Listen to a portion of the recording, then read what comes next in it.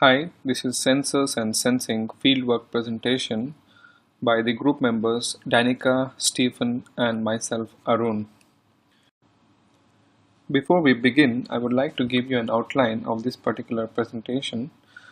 We will begin by speaking about the study site and introducing you to the sensors that we utilize for this particular fieldwork. We also touch upon the deployment and data acquisition, followed by data wrangling, processing, and analysis. We'll also briefly have a look at the results that we obtain and speak about the limitations that we encountered during the field work and give some recommendations for future work. The study was carried out at the Daintree Rainforest Observatory from 3rd and 6th of July 2018.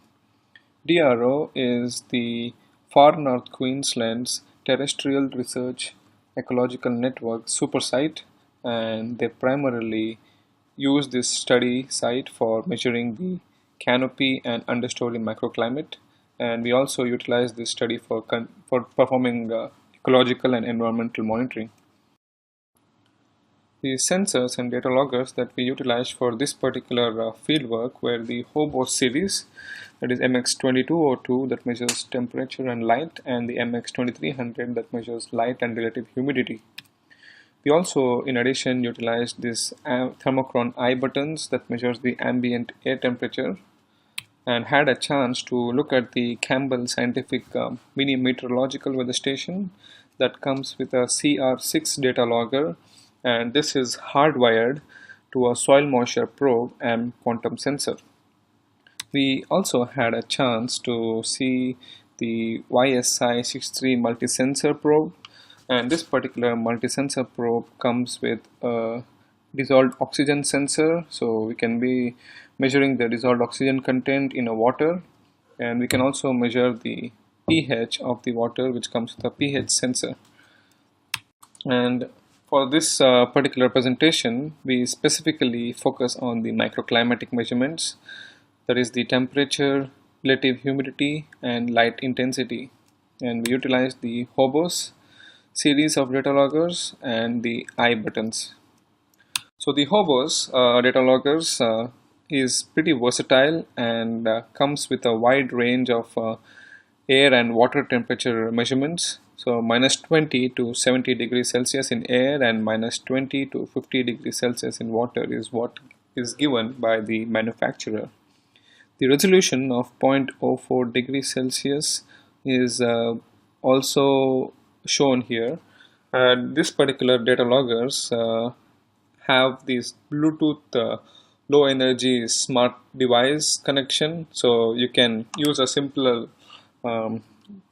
handheld Bluetooth device to obtain data, which is what we did. So similar to this is the MX2300. So this particular data logger measures relative humidity and temperature, so it doesn't measure light. And what is good about these data loggers is they are pretty hardy and they can be used for a wide range of measurements across laboratory conditions, rainforests, and also in the submersion water.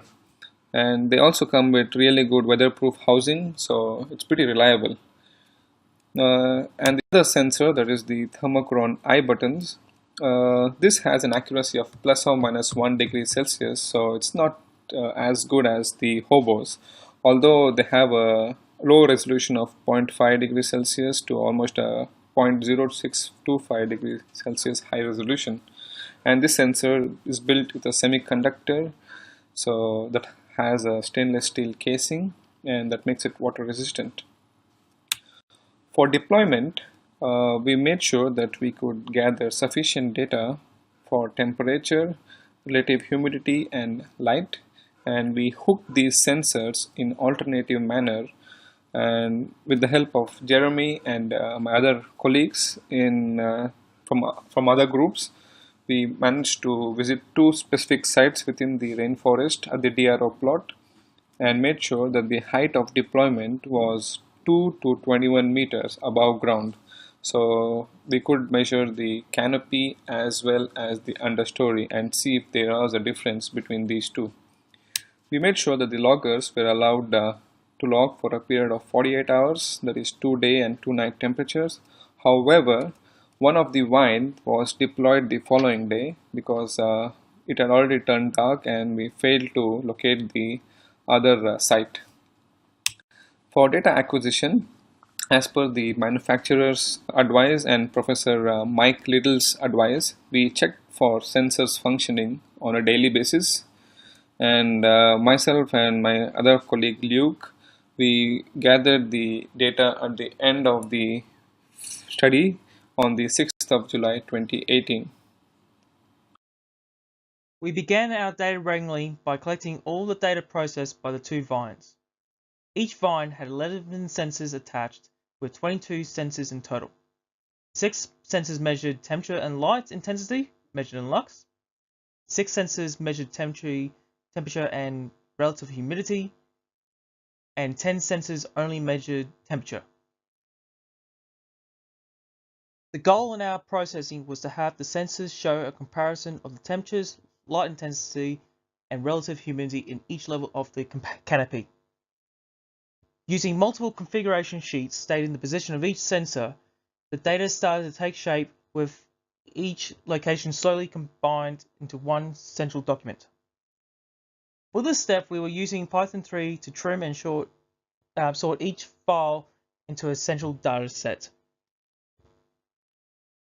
While this data was being sorted, multiple issues began occurring. For starters, it was revealed that only half of the sensors were correctly documented, majority being the I buttons that were mentioned earlier in this presentation. After this discovery, it was determined that only one vine was partially documented correctly with exact sensor height, while the other lacked any meaningful documentation.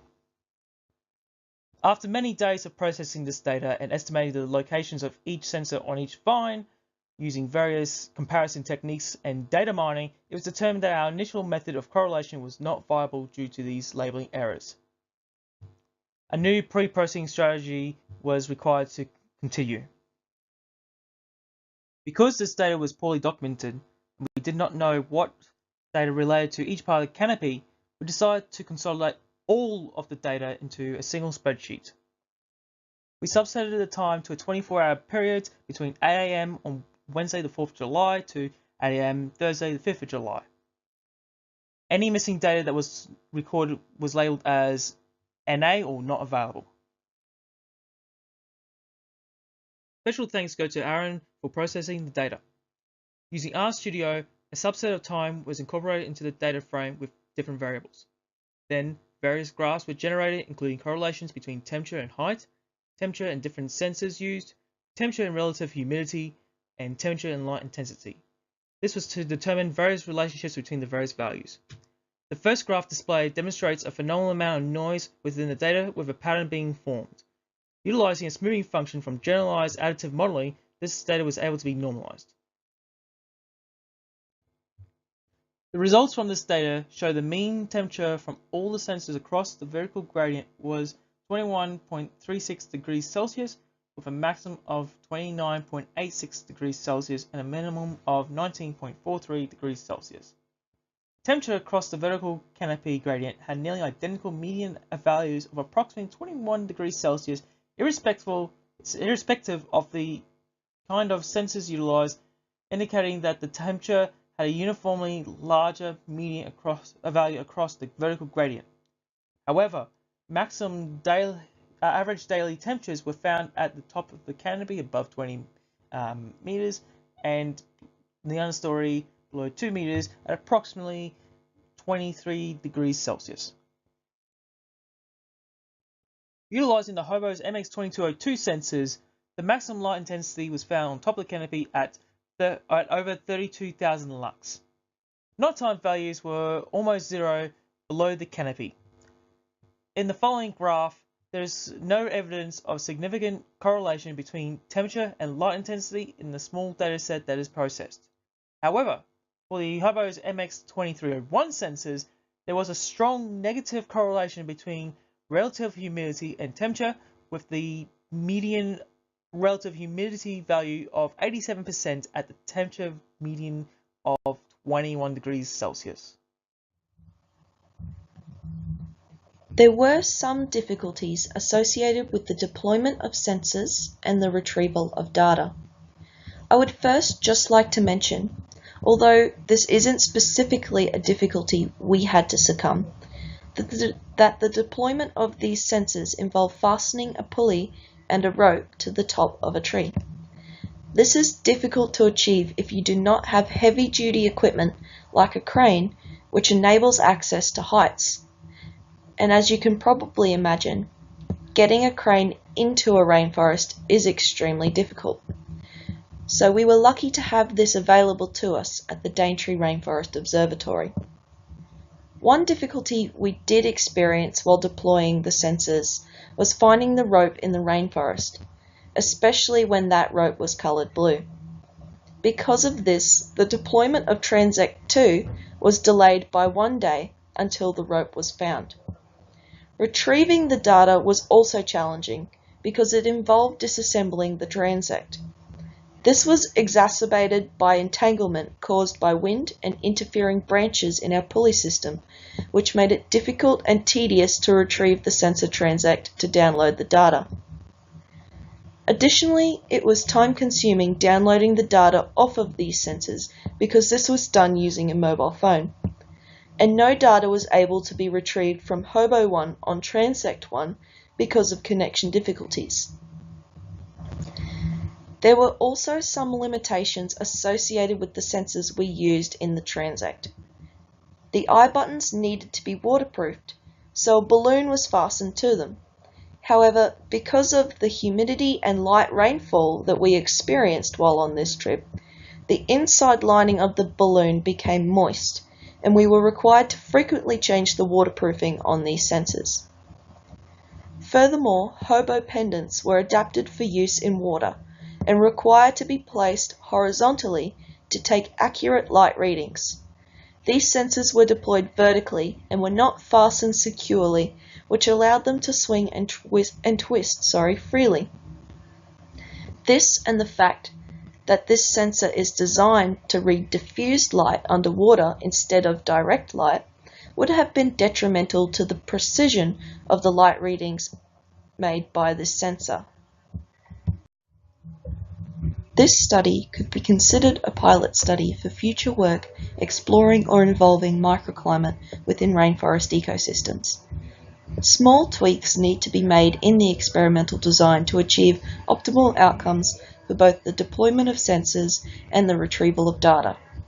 For example, it would be ideal to fasten the sensors securely to the transect line, as well as ensuring that the two sides of the rope are separated to lessen the extent of entanglement.